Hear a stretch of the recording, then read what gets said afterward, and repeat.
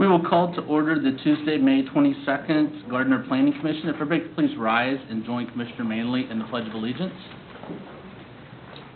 I pledge allegiance to the flag of the United States of America and to the republic for which it stands, one nation, under God, indivisible, with liberty and justice for all.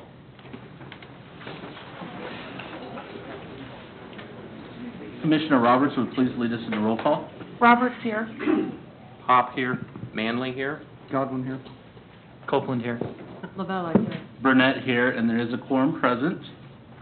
This evening on our consent agenda, we have standing approval of the minutes as written for the meeting of April 24th. Is there any changes to that? If not, we can approve as submitted. So they are now approved. We have two items of old business. And before we actually start the business part of our meeting, I'd like to turn the meeting over to Melissa Munt, who is the Community Development Director and has many other titles as well. I just want to thank the Planning Commission for all of your diligent and hard work with me over the last 2 years. This is my last official moments with the City of Gardner. When I walk out of here in a little while, I will no longer be an employee. So I just want to say thank you for everything that you do for the community and the hard efforts that you take on Tuesday nights once a month to help move development forward and redevelopment in the community. I also want to thank Amy Kaynard for all of her hard work and effort with me the last 2 years as your community development director. She's an amazing woman and will continue to do great work for the city. So just want to thank you all for the opportunity, and find me in Ames, Iowa. Thank you. And at this time, we would like to thank you for all your contributions over those last 2 years. Some of the highlights definitely would be our design guidelines. And then actually the next two items, I know they're not finished yet, but they are things that we feel has made Gardner a better place to live. So we do thank all of your contributions. If anybody else would like to say anything at this time. Most of the time we say this to the end of the meeting, but unfortunately she does have to leave soon. So. Okay. If not, our next item of business is continuing and conducting a public hearing to consider amendment to Chapter 18.165 Landscaping of Title 18. At this time, will staff give a presentation or any updates? Or Yes, since we didn't have time to prepare the amendments, I don't have a formal presentation prepared either. Nothing has changed since the last time except for the draft that was included in your packets. Which does still need to be reviewed by staff, does still need further work. But if you have any comments on that, feel free to relay those tonight, and then conduct the public hearing in case someone from the public is present. Okay. Are there any questions or comments for staff before we open the public hearing? If not, we will open the public hearing for our first item, amendment to Title 18 pertaining to landscaping. If anybody from the audience would like to speak regarding this item, please step forward and state your name for the record. Without seeing anybody, I believe a motion to... I move that we close the hearing. Close. Well, I think we have to continue the hearing because we cannot act on it. June 26th. Till June 26th. I move that we continue it to June 26th. Second. This is moved by Commissioner Manley and seconded by Commissioner Pop to continue the public hearing until June 26th. Is there any discussion? Not all in favor, say aye. Aye. All opposed, same sign. We will continue the public hearing. Our next item is another continued public hearing from amendments to Chapter 18.170 signs. Does staff have any information on that other than what was provided? Again, this is similar to the last one. We just did not have time to make the changes to the draft, so in this case, absolutely nothing has changed since you last reviewed it. So we didn't even include a copy of that in the packet since there were no changes, but we did continue the public hearing to tonight. So. Any comments or questions from commissioners? If not, at this time, we will open the public hearing regarding amendments to Chapter 18.170 signs. Would anybody like to speak regarding this item? If not, I believe the same, I move that we continue the public hearing to the June 26, 2012, Planning Commission. Second. It's been moved by Commissioner Lavella and seconded by Commissioner Copeland to continue the public hearing until June 26, 2012 meeting. Is there any discussion? If not, all in favor say aye. Aye. All opposed, same sign. We'll continue that item as well. Our first item for new business is Z12-02, PDP 12-02 Bruce Funeral Home. Conduct a public hearing to consider rezoning property from C1 Central Business District and R5 Apartment House District to CP1 Planned Central Business District for a 1.34 acre property located at 106 and 114 South Center Street and 116 West Park Street. The application is filed by Shirley J. Brown on behalf of Bruce Funeral Home. We could please have staff presentation. All right, the property is outlined in green on your screen. The existing zoning of the north half is currently C1 Central Business District, and the southern lots are currently zoned R5 Apartment House District. The proposed zoning would take all of that area to the CP1 Planned Central Business District. The development plan map, it's a little harder to see, it's still outlined in green on the screen. Shows the northern part as commercial and the southern part as low-density residential.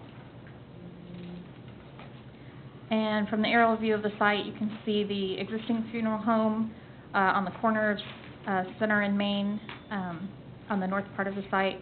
And then there are two existing houses on the lots on the south part off of Park Street.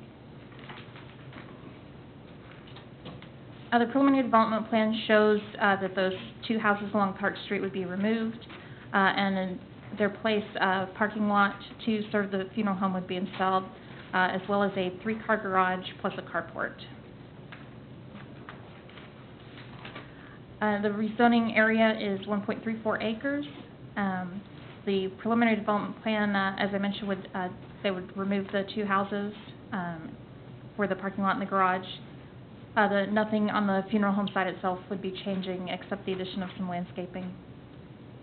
The development plan map does show the lots along Park Street to be zoned or to be planned for low-density residential uses, which is so this would not strictly conform to the development plan map at a parcel level, but it would just be expanding the commercial area that is planned. So it's not a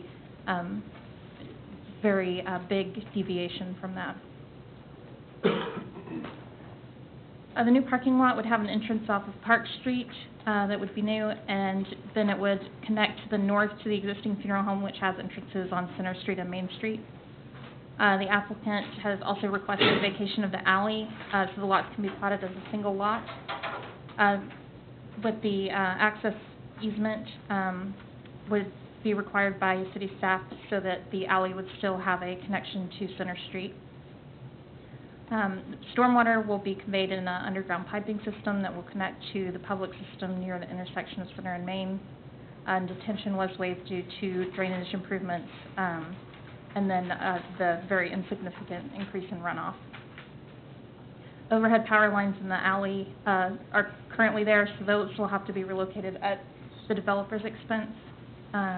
Final layout of utilities will be subject to review and approval by city staff at submittal of construction plans. The funeral home currently does not have any parking, not any designated spaces, at least.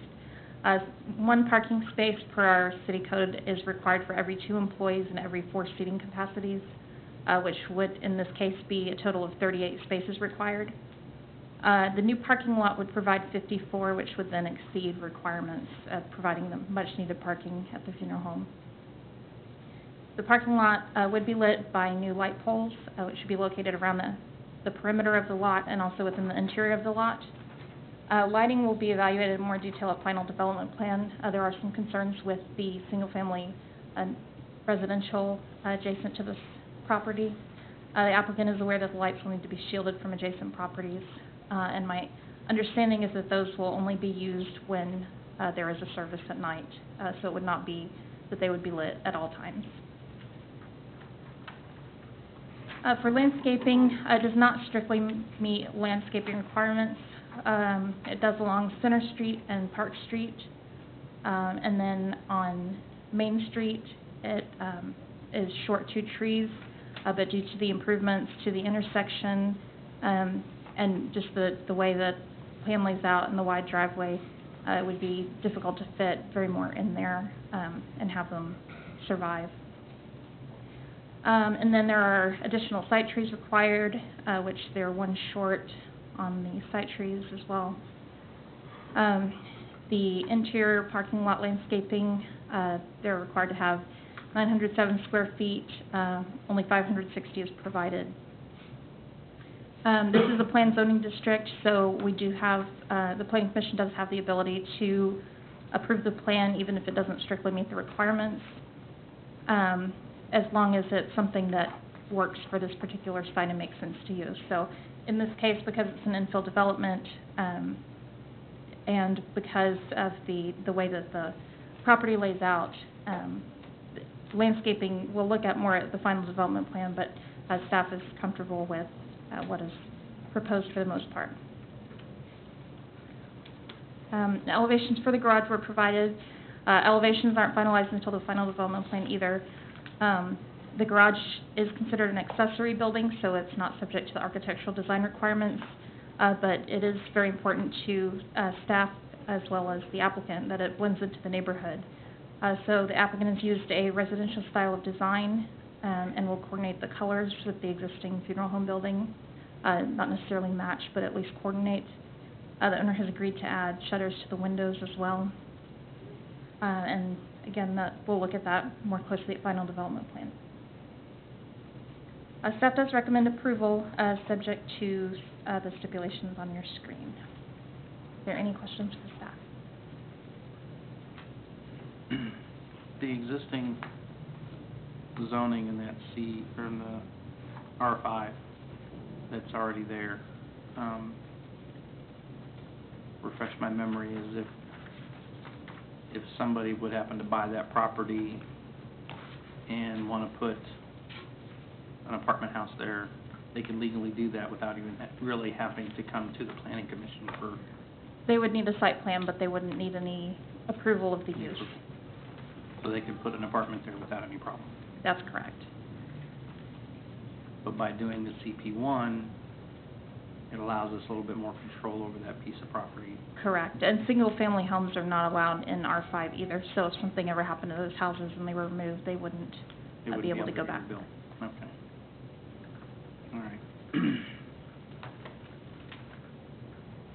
And just also to refresh your memory, on the screen you can see the lots to the south, that there's the one that's still R5, and then the ones that are R1 that we just recently rezoned.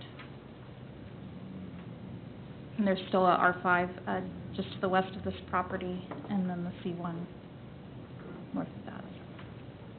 Now, is that R5, was that one that we wanted to try to get rezoned to C1? We had approached the property owners, and they did not participate, the 2 R5 lots there. Okay. So, Are there any additional questions for staff? If not, if the applicant has a presentation or would like to speak on behalf,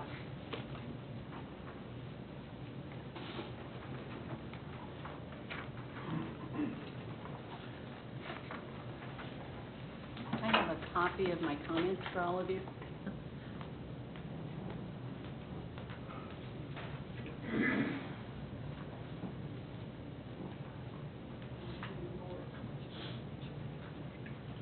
if you could speak your name and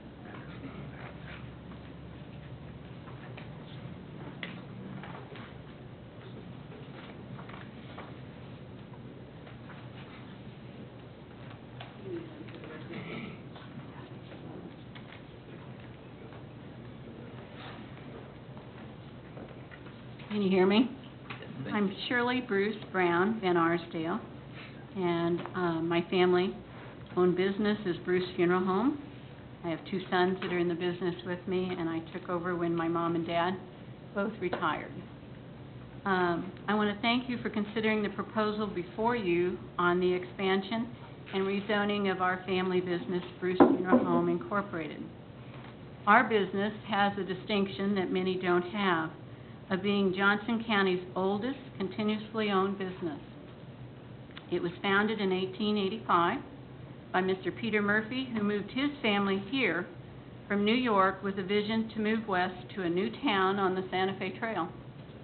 The original building was wooden and on Main Street, where Bruce Furniture Store is, and that's my brother's business, and he now operates. That building burned down, and a new brick building was replaced in 1917, and that's your downtown corner brick buildings over there. Our family moved here in 1949 and ran both businesses.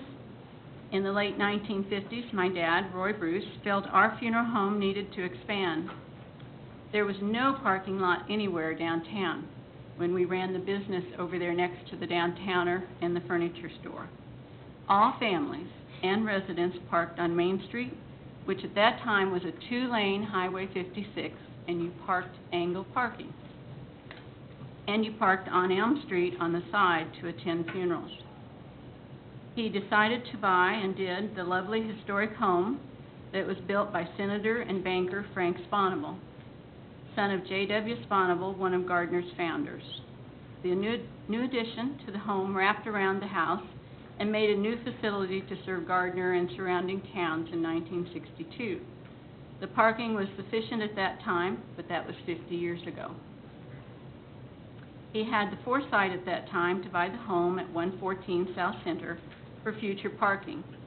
I bought the house at 116 West Park in the 1980s, also with the future plan for our business to succeed and expand. We are not destroying or tearing down these homes. After much work, they are being donated, relocated, and will be revitalized for new owners. One of them will be here in Gardner, and one may move between Gardner and Olathe. We are aware of the concerns and comments by some people in the area. We understand, but also realize we need to serve families in 2012 and in the future, and by providing a safer access to our facility. We plan to save as many trees as we can. Some of the trees have lived a full span and will need to be replaced, and I will try to return some of the garden aspect of the property that the Armstrong home provided. There was a rose bush that came with the Armstrong family, came in a covered wagon when they came here to Gardner. It still grows, and it's out at 199th Street at my mom's and dad's former home. She transplanted it from this corner out there, and we'll bring it back and try and use that along with flowers, bushes, and plants to surround the outer edges. I hope to make it a lovely, peaceful setting to uphold the tradition of Bruce Funeral Home and its landscaping. The much-needed garage will provide a buffer on the west side of the project. Parking lot is also to replace the parking we have slowly lost to the traffic and widening of Center Street by the city. Parking was allowed on Center Street. We lost 8 spaces until 10 years ago, when it was widened to 3 lanes. Now, with KDOT and the city improvements in the spring of 2013, we will lose the 6 to 10 parking spaces in front of Metcalf Bank that are used in the evening by people to attend visitations. We are also losing parking on the west and north of our building. We are moving forward with a vision that will serve our city and families, yet allow a historic business to remain on its original site on the First Street in Gardner, Kansas. In talking to surrounding businesses and families, they understand and support our plan for expansion. Some of them are here to support me tonight. I have visited several local funeral homes in the last week so that I could tell you Amos Funeral Home in Shawnee, Alden Harrington Funeral Home in Bonner Springs, and Pinwell Gable in Paola all have parking lots and garages with their facilities and are all surrounded by residential neighborhoods. I am open to questions and will endeavor to help explain how important this project is for us to grow and stay in this location for our future. Thank you very much. And I also did a survey of our numbers so that people would know. In the city report, it says it's a very light usage of our parking lot, and that is very true. That may change in the future, but right now, and last year we had a very large year with funerals. They are not all at Gardner location. They are sometimes at churches. But at this location in Gardner, we had 32 night visitations. That's 32 nights out of 365 in a year. I guess that's how many days are in a year.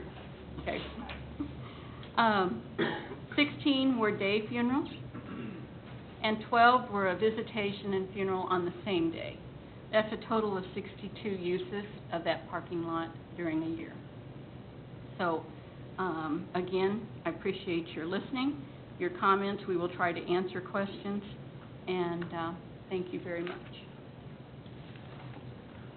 Are there any questions at this time for the applicant? Thank you. We may have questions later on. Okay. At this time, we would like to open the public hearing to consider rezoning property from C1 and R5 to CP1 as presented. To start off with, we have received feedback from a Michael Riley who lives at 117 West Park Street. His memo reads, "A large commercial parking lot in the midst of our residential area is incongenious." Is that right? Congruous. But I think some landscaping would soften the look. Flowers or shrubs just tall enough to block the view of this vast expansion of ugly asphalt or concrete all of the way around the property. I would also hope that Shirley Bruce would not have tall light poles flooding the area all night. Again, that was Michael Riley at 117 West Park Street. At this time, are there other people from the public that would like to speak regarding this application? If you would please just come up to the microphone, state your name and address for the record. We do ask that you limit these comments to 3 minutes or less if possible. And if somebody else has given your comment, you can just let us know that you agree with that comment instead of stating the same comments over and over. Thank you, appreciate that. I'm Kathy Schnorrenberg. I live at 223 West Park. I've been there for almost 35 years. One thing I'm concerned about is wanting more green space rather than asphalt, and if some application could be found that would make that possible. Another thing, especially because there's young children on both of the West Park blocks, I'm concerned about the traffic that would spill into West Park by having the exit on the south of the plans that I see. So the traffic could be funneled back onto Center Street like it does now, and funerals generally have a police officer if it's a large funeral, and they can actually stop traffic, so that wouldn't be too much of a concern to get the cars back out of the parking lot.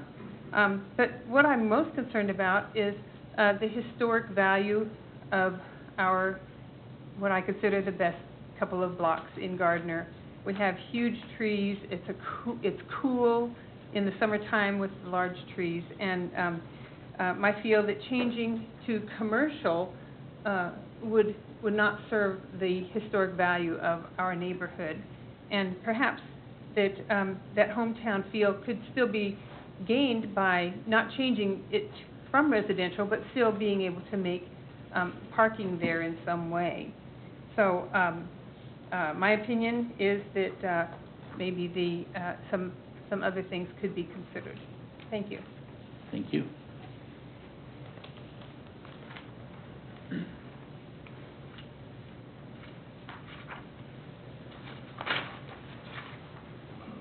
Hi, I'm Cindy Weeks. I live at 121 West Park. I'm sure you all remember us here before when we rezoned our properties to R1. I hope you've had an opportunity to drive down Park Street to more closely view the subject property and imagine the major changes that this proposal would create in our neighborhood. There would be a significant and lasting impact on the appearance and character of this existing part of historical Gardner. While the applicant is a long-standing and highly respected business in this community, the proposal would change more than the appearance of a business facility. It would change the quality of life for all of the surrounding property owners and residents of 10, 20, and 30 years. We who purchased our homes in a strictly residential area, not a budding commercial. What happened to the golden criteria that used to be considered, I don't know. I know that was a planning tool that was used for a long time. One of the criteria that was often considered was, would the proposal adversely affect surrounding residents? And in this situation, I think it would have an adverse effect on a lot of our neighborhood components, such as the neighborhood character. The parking lot and garage are both out of character in design and architecture from the surrounding residents. The incongruous streetscape, that the proposal would create, nighttime light pollution, though hopefully it could be regulated so it would be minimal, and the increased heat, as was mentioned. If you go from just the bank parking lot and walk down the street, walk down Park Street, you're going to feel a temperature change in the spring and the summer because of the vast expanse of lawns and trees and shade. It's a considerable difference in our area. And the proposed elevations and design of the garage really have not been tweaked as much perhaps as they could be to blend in. So also in the golden criteria, one thing that it was considered was, would denial adversely affect the applicant? And while they do understandably desire to add parking for their clients, I don't believe it would adversely affect the business because their high quality of services and long-standing excellence are what draw the clients, not the parking facilities. People go to Bruce Funeral Home for what they provide in warmth and service, and always will. We realize that that property owner has every right, if she so chooses, to move the houses, cut down every tree. There's nothing we could do to stop it. That is her right. But we also know that she is a willing and eager participant in the community, and we would hope that she would like to work with the residents to come up with a plan to meet their needs, to meet our needs, and to compromise our wants.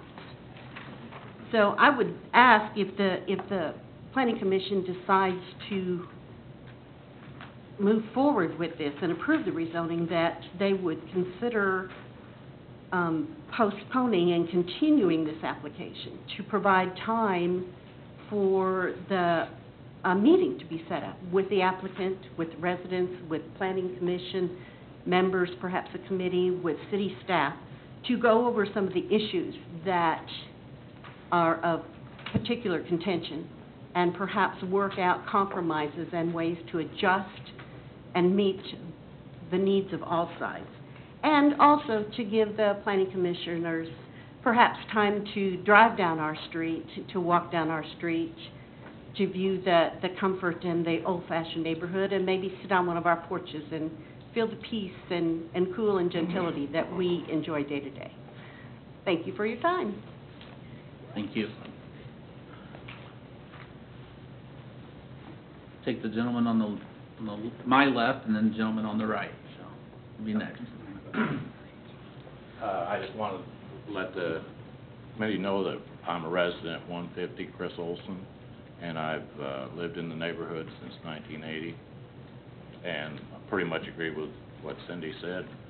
Something I'd like to bring out, though, is the fact that the alley would be going, but the way I understand it, the alley would go back to the business, and therefore we wouldn't be able to, wouldn't be able to use it as we do currently.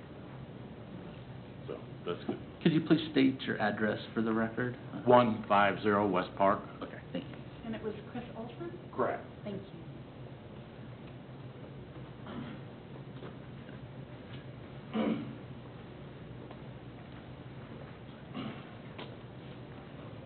I'm Robert Page, 249 West Park. I've lived on that street for close to 70 years. And it was one of the first blacktop streets in Gardner. I surely needs a parking space. I'm fully in favor of the parking space. The only thing I'm opposed to is the one access onto Park Street. And I know you're thinking about the traffic on 56 Highway, but 56 Highway isn't going to be here forever. They're already talking about moving it south or somewhere else. And I don't think we should spend a lot of money trying to revamp the whole downtown to take care of the traffic today. Let the state do something with their 56 Highway. And I'd like to see an access to Center Street somewhere along where it is now, whether it be where the alley is or something, because when she has a big funeral, they're parked up and down Park Street on both sides. And you try to get some 45 or 50 cars out of there when they're parked on both sides of the street, it'd be pretty near impossible. Because it'd be too tight, it's too narrow a street for that. And I don't think they should put a no parking, because those people bought those places and they have a right to park in front of their homes. And if they if they put this there, they're not going to be able to park there and get the cars out of that parking lot at that location where you have them now. I think it's a good design. If there's just some way you can put an entrance onto Center Street, so the majority of the traffic, when they leave the funeral, they can get on Center Street and get out of town. Because Park Street is just too narrow to have people parked on both sides and try to get out of that facility. Thank you very much. Thank you. And we're making notes of these, and we will try and address all of these after we've conducted the public hearings, so.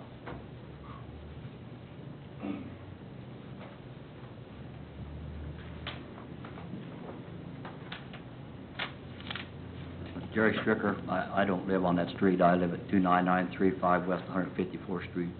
But I do own a property at 111 East Park and 127 South Center. I think Shirley's doing us a favor by putting this in.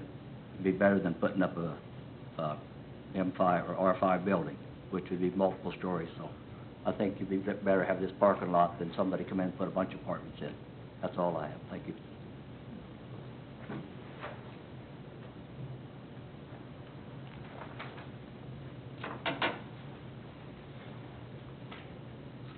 I'm Kip Wilmauer, 117 West Main. My wife and I have lived next to the funeral home for 33 years. It's been cleaned, it's been updated. The parking lot, the area around that has been well cared for. As I see this map, I understand that still cars will go out on Center Street just as they do today. They can come in or exit on Main Street just as they do today. Through the entrances onto the alleyway, they can still exit through Center Street just as they would today on a funeral procession. But overall, my east side, my south side will be the funeral home, and I'm proud of what she's designed in the many years that she's worked with neighborhood and ourselves to create this design. Thank you very much.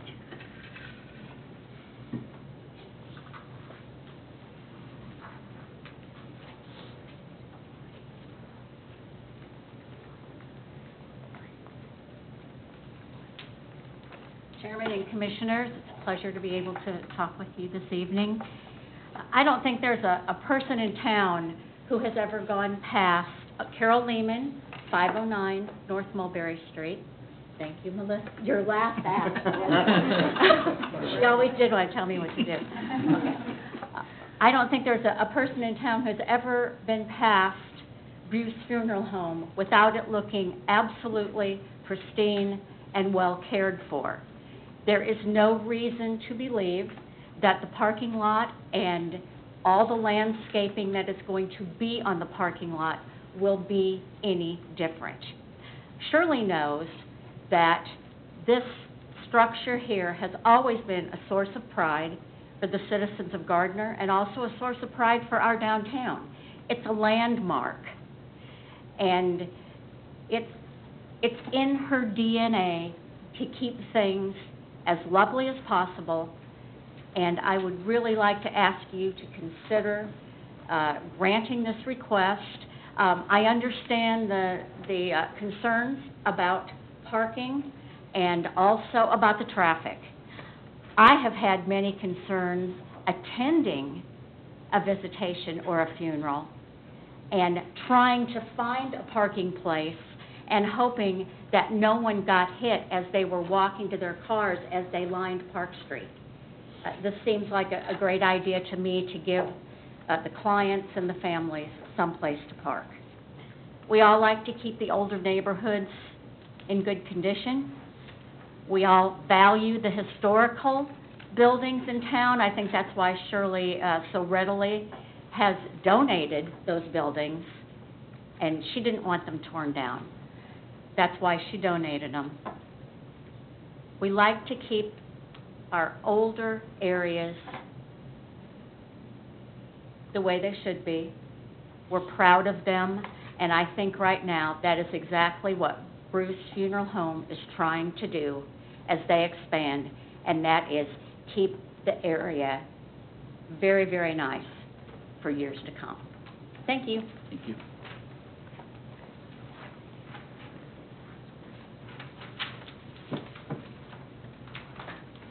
Any additional members of the public that would like to speak?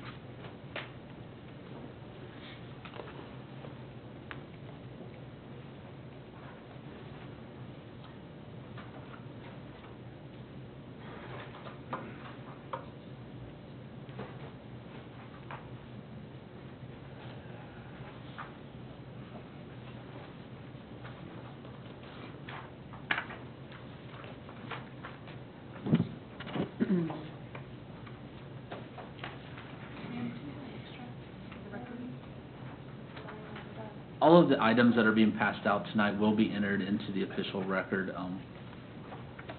as the minutes of this meeting are presented in the future. So. My name is Diane Stevens. I live at 143 West Park. I'd like to thank the Planning Commission, my neighbors, and the fellow citizens of Gardner for the opportunity to discuss this rezoning.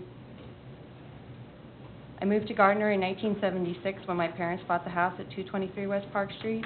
I spent my childhood on West Park Street, running at sidewalks and exploring the neighborhood streets on my bike. I walked to the only elementary school in town and crossed Main Street before there was a street light, with help from one of the old men who used to warm the chair in Charlie's barber shop every day. I eventually left Gardner for school and then left Kansas for work. In that time, I've lived in other small towns, large towns, and some big cities. 2 years ago, I brought my family back to Kansas and began looking for a place to live. Our experiences in other places had shown us that simple things made a neighborhood a great place to live. Sidewalks and nearby places to go, front porches and neighbors on them, large old trees, a sense of history and of being one person in a long line stretching before and behind you. We looked in many Kansas City and suburban neighborhoods for a match, but it was on West Park Street that we found all of our simple requirements met. And when I saw this neighborhood again through my adult experience and a house became available, I felt like I had won the biggest, best lottery ever. So what makes this neighborhood so special? There's the history, of course.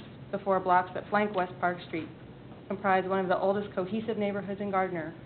Most homes on West Park Street were constructed between 1905 and 1925, with the newest one on record built in 1946. There's also the architectural significance. The architecture represented on these 4 blocks demonstrate a wide range of significant American styles, including Tudor, Tudor Revival, Colonial Revival, Neoclassical, hip and gabled National Folk, American Foursquare, Folk Victorian, Craftsman, and Early Ranch. Nowhere else in Gardner does this range of architectural variety and significance coexist. We also have centuries-old trees, which has been mentioned several times already. Both sides of West Park Street are lined with 100-year-old elm and oak trees, planted soon after the establishment of the neighborhood. The trees line the street and create a boulevard-like appearance that is not readily found anywhere else in Gardner.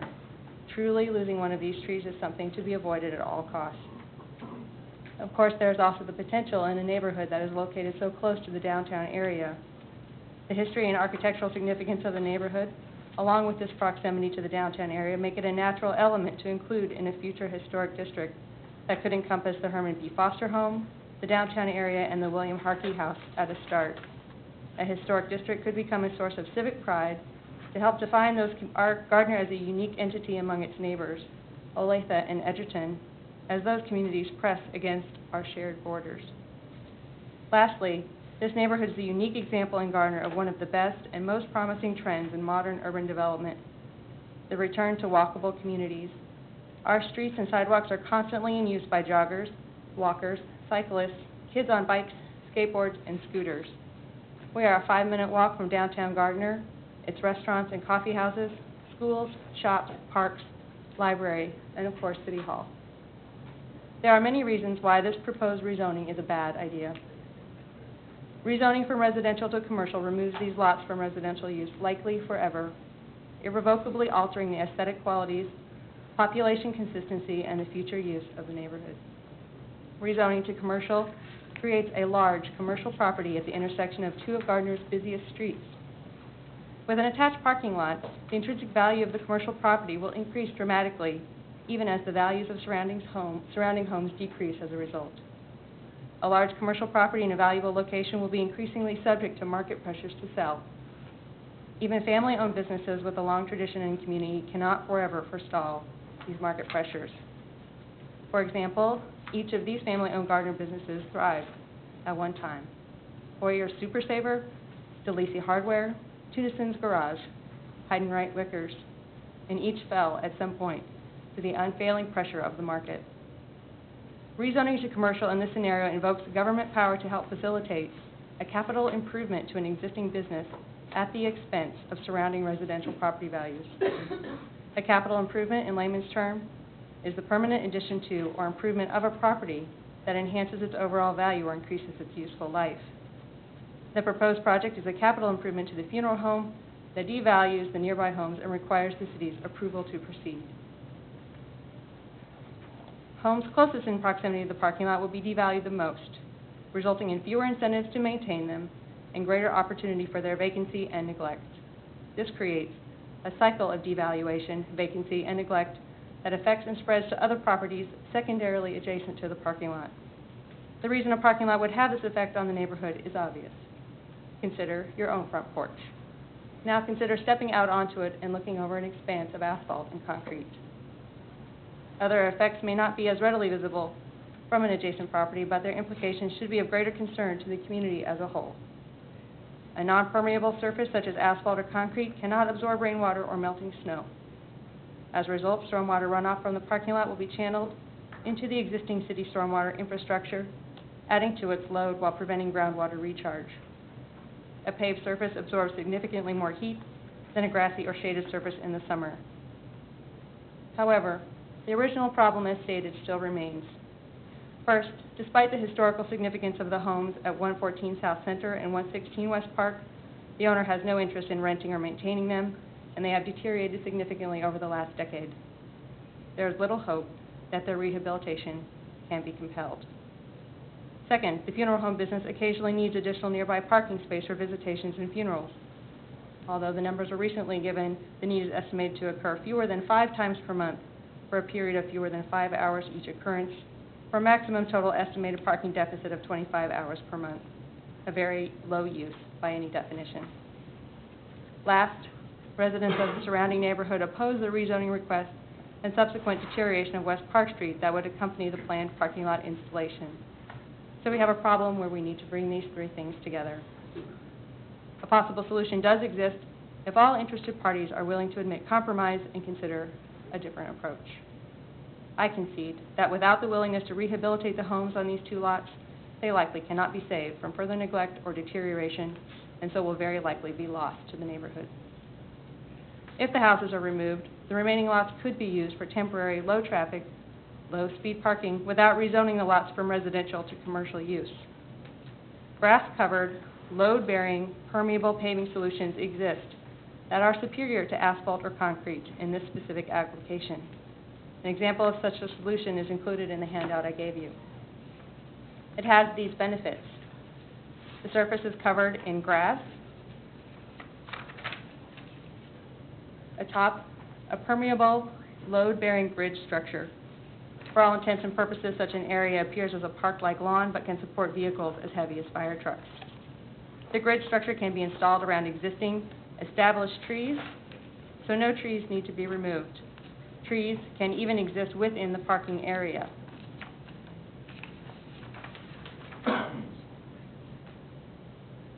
Because the grass paving system is permeable, rainwater passes through the grass grid soil cross-section and back to the groundwater supply, mimicking the natural water cycle and reducing stormwater runoff.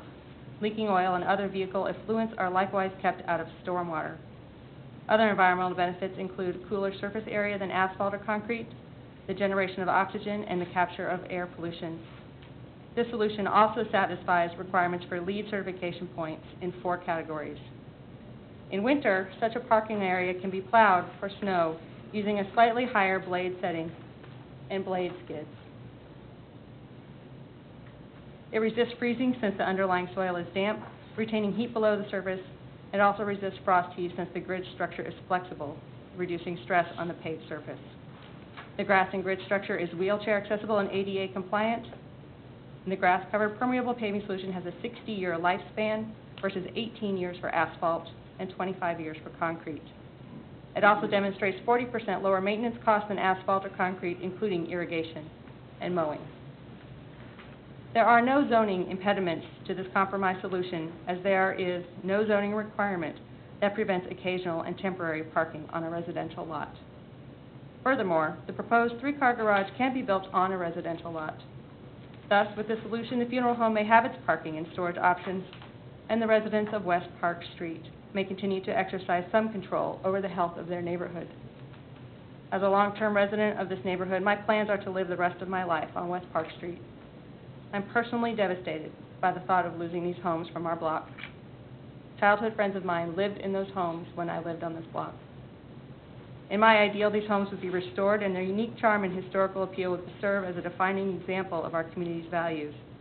Many people here tonight share those values with me and that ideal. However, the long-term health of this block, neighborhood, and any downtown historic district depends more on the results of the rezoning application than on the presence of these 2 homes. I've demonstrated that the complaints for additional parking can be satisfied without commercial rezoning, that a temporary parking area can be established using the 2 residential lots and a ready, commercially available grass paving alternative. I've also demonstrated that rezoning these lots to commercial use constitutes a capital improvement benefiting only the funeral home at the expense of every homeowner in this neighborhood. Furthermore, I've shown that the history of this neighborhood and its future potential warrant its consideration and protection as a unique entity in the community, and that the introduction of commercial zones, as shown in the proposed plan, irrevocably damages the neighborhood and establishes a cycle of property vacancy and neglect. For these reasons, and for the reasons put forth by my neighbors who have appeared here tonight to voice their opposition to this plan, I urge you to reject the rezoning request in the assessment you send to the City Council.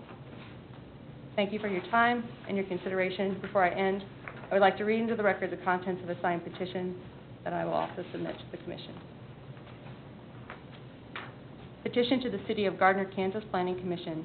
This petition is in response to case number Z1202, PDP 1202, rezoning from C1 Central Business District and R5 Apartment House District to CP1 Planned Central Business District. Location 116 and 114 South Center, 106 and 114 South Center, and 116 West Park Street, on file in the Gardner City Planning Office. The plan of record indicates that following successful rezoning, the homes at 114 South Center and 116 West Park Street will be demolished and replaced with a parking lot, although we know that they will be moved. The block of West Park Street affected by this rezoning is one of the oldest Gardner neighborhoods, with most residences constructed between 1905 and 1915. This neighborhood is an established, quiet residential area that supports a wide range of pedestrian and bicycle traffic, including 10 young children in this block alone. The replacement of historic residences with a parking lot will have an adverse effect on the everyday lives of this neighborhood's residents, now and for the foreseeable future, specifically increased overall and through traffic, loss of neighborhood green space, including century-old trees, increased rainwater runoff, perpetual loss of those neighborhood lots for residential use, loss of visual neighborhood cohesion, decreased property values. The undersigned petitioners therefore request that the City of Gardner Planning Commission reject the application for case number Z1202, BDP 1202, to rezone the properties at 114 South Center and 116 West Park. Thank you. Thank you.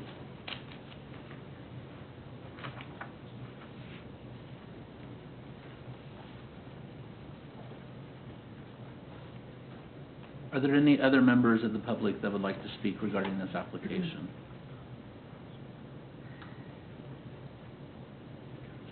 If not, we can close the public hearing. Mr. Chair, I move we close the public hearing. Second. It's been moved by Commissioner Pop and seconded by Commissioner Manley that we close the public hearing. Is there any discussion? Not all in favor, say aye. Aye. All opposed, same sign. There are 3 items that I'd like to discuss with staff on this. One of them is the alley in the back of the business that must be closed for this to move forward. Access onto Park Street and then access onto Center Street. Are you able to take a pointer and point out all the accesses to Center and Park Street for the audience, please, and for our benefit? Okay, this is the entrance onto Park Street from the new parking lot, which is right here. The garage is over here, the existing funeral home here. This is the existing entrance onto Center Street from the funeral home, which would remain. And this is the entrance onto Main Street, which as part of the improvements at Center and Main will shift a little bit to the west, but will still be basically in the same location. The alley comes from this area right here and currently goes all the way through to Center Street. If the alley is vacated, a public access easement would be required so that anyone using the alley can still get through to Center Street in the same manner. Under this proposal, is that gravel right now? Yes. Will that remain gravel under this proposal? Well, let me back up. I believe it's gravel, the alley itself is, and then there's pavement on the funeral home property up to it, so. Right, so the alley itself is gravel surface? Yes, but it will become asphalt, which part of the reason for the vacation of it is the applicant will then be responsible for the maintenance of that because it'll be part of her parking lot as well. This is very similar to what was done for the bank across the street, where the alley was vacated and the access easement goes through the parking lot and they maintain the parking lot.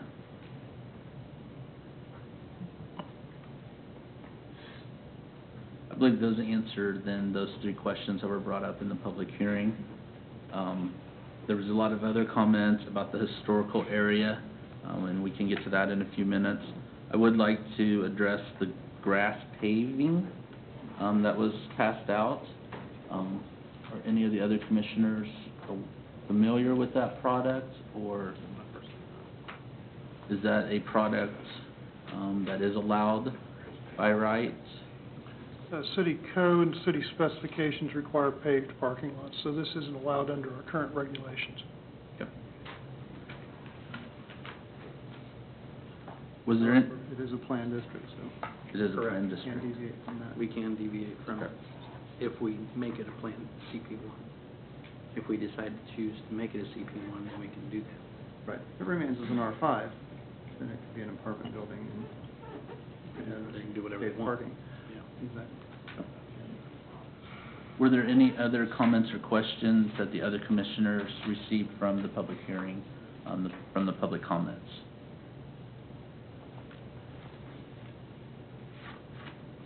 Any questions for staff or the applicant at this time?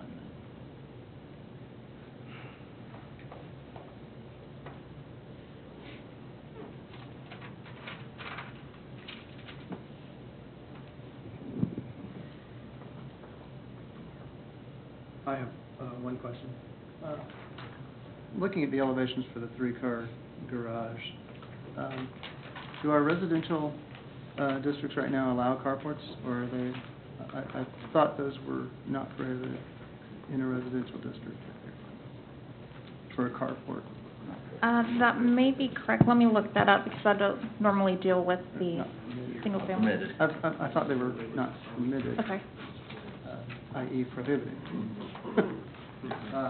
And so I'd like to find that out and before I make any kind of decision on the carport portion of the garage. I like the elevations of the garage in general in fitting the residential character, but I'm concerned about the carport itself.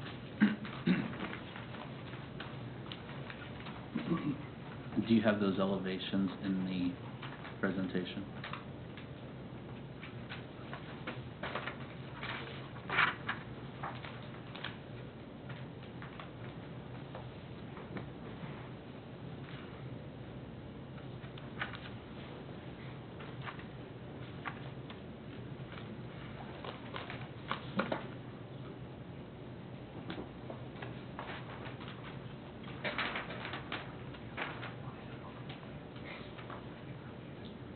I guess my other question would be is, in the character of the neighborhood, are there existing carports in the neighborhood?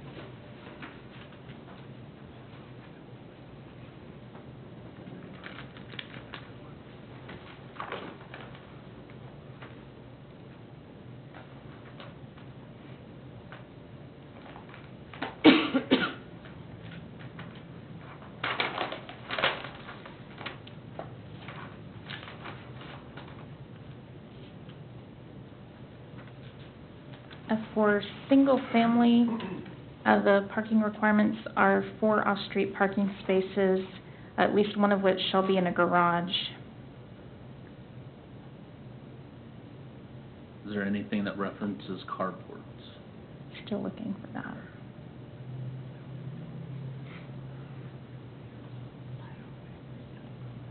Oh, yeah, then it, under, this is under architectural design standards, in the, not within our Gardner design standards, but within the city code itself. It says a single-family dwelling shall include a garage or carport. Okay, so it would be allowed then, by right in an R1. Mm-hmm. Do we know if there are any in the neighborhood right now? The character of the neighborhood? I had not We're looked getting specifically at information that. from the audience that there is at least one carport, and that would be something that staff can check on for the future as well. It's accessed from the alley. Okay. Okay. That was just one of my concerns. But if there's already carports in there and it's not restricted, then I don't have a problem with that. And with it being a planned district, we can approve that as well. Yeah. As far as the, one of the issues that was brought up by Ms. Stevens, I'm not sure, was suggesting the grass paving, and I think that's a very creative idea, and I'd love to see that used somewhere. But I think it's something that the applicant would have to want to do, and that would be a question for the applicant. And I think that would be